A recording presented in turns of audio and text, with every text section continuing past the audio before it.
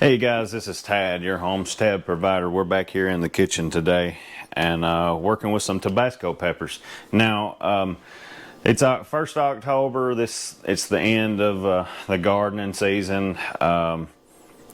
There's still some stuff producing like Tabasco peppers, and you just try to figure out what to do with some of them.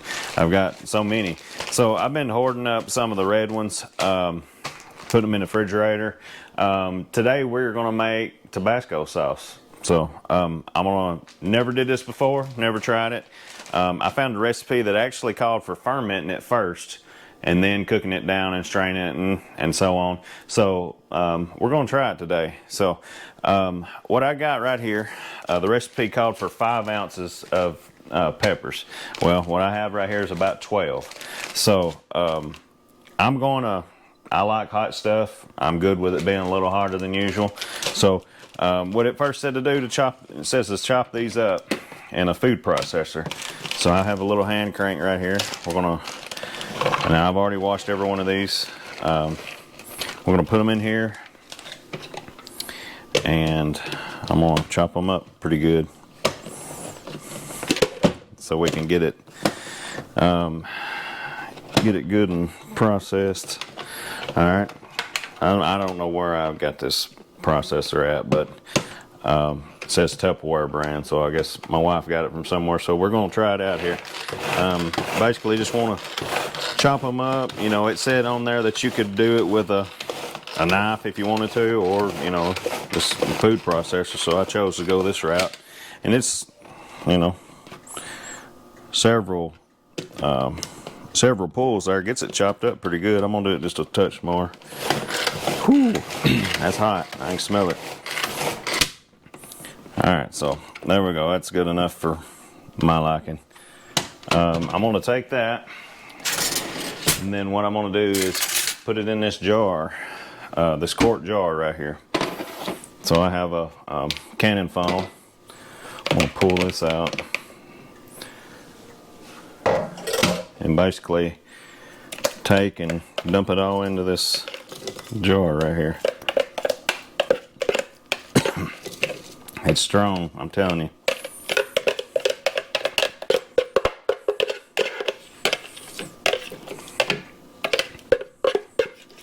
Alright, I got the majority of them in there. So now next what I'm going to do, it said to use unchlorinated water.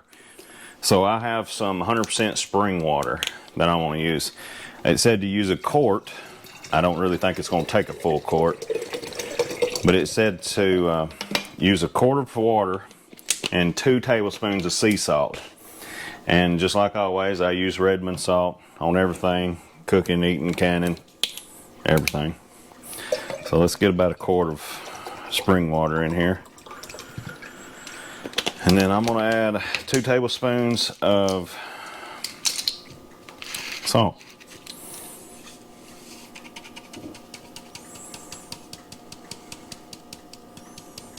All right, there's 1. And there's 2. Now this is essentially making a brine that is going to set and ferment in for a couple of weeks. It says in the recipe to do it for 1 to 2 weeks. I'll probably do it for 2. It wants the temperature around 55 to 75 degrees. We're going to leave it here in the house, so it'll be definitely that. And it says to put it out of direct sunlight for a couple of weeks. So we're gonna do that. Now, in the recipe, it said it wants you to be sure you cover all of the peppers with this brine. So we'll shake it up a little more. Looks pretty good to me. So I'm basically gonna get my funnel back out here. Pour this brine solution into my jar. See, I really didn't think I would use it all, but I'm gonna fill it up to about the rim, just like you would if you're canning. So that's definitely got it all covered. They're all in there. Looks pretty good. it's very strong, as you can imagine with some Tabasco peppers. But all right, so that's basically it. I'm gonna let that sit there and ferment for 2 weeks.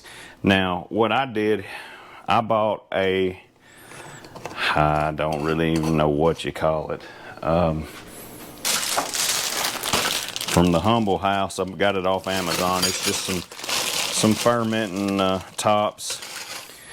Basically what it is you have this little valve. It's got a top that comes off, and it's got an inner cover. So you put some water in about halfway up, and that allows it to burp itself, for lack of better terms. Whenever anything ferments, it creates a gas, and if you don't open the lid a little bit or use one of these, it could cause it to rupture or anything. So I just went ahead and got these things. They was not very expensive. Got them off Amazon. I'll put the link in the description, but we're gonna tighten this down here. I've already got it filled up with water to a little over the halfway mark. I'm gonna take and set this in the dark. Well, not in the dark, but essentially away from the sunlight for 2 weeks, and we'll continue whenever that process is done. So,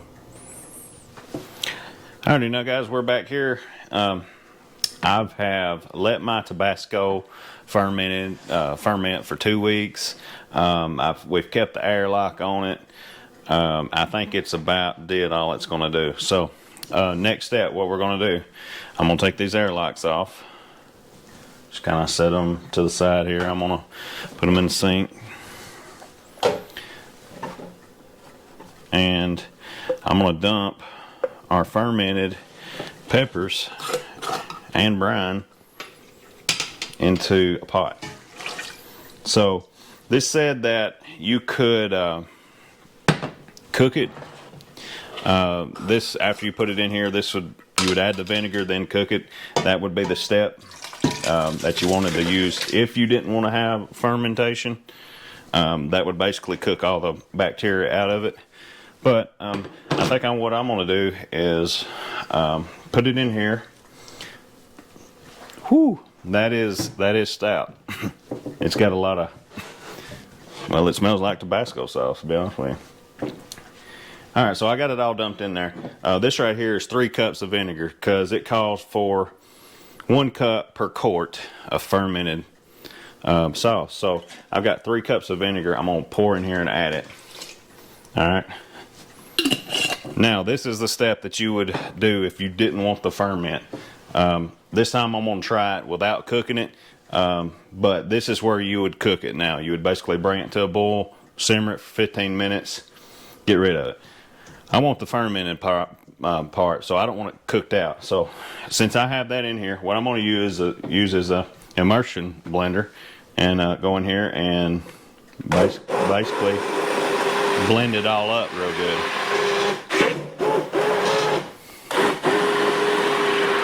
This right here is going to mix everything real good and get everything good and infused in there. Now you can see down in here what it looks like.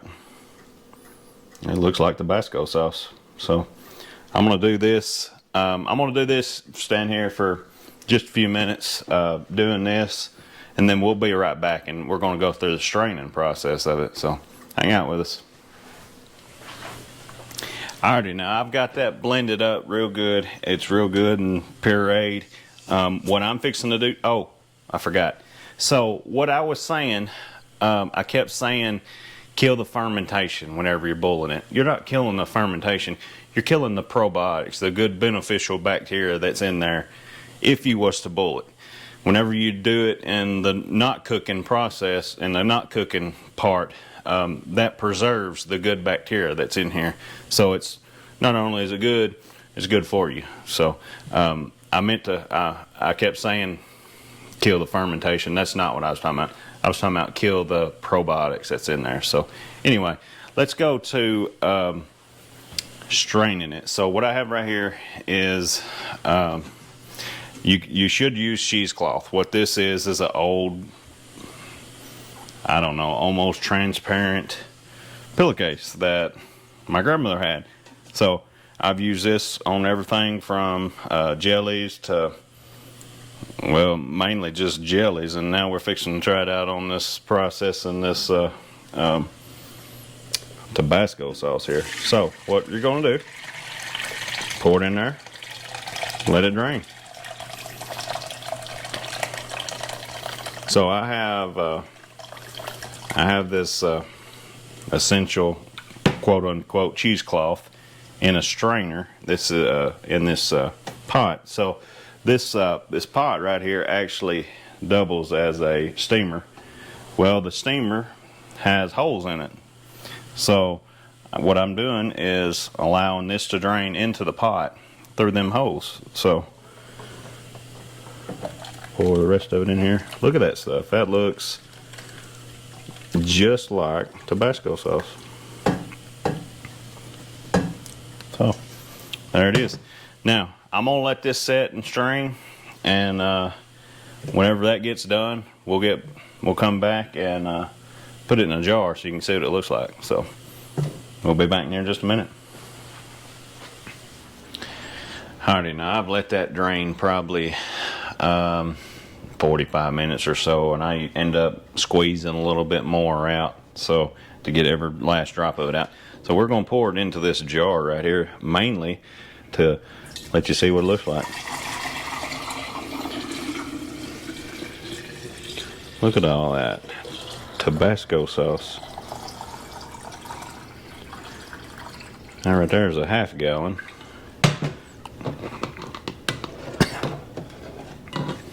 It's strong. Spilled some.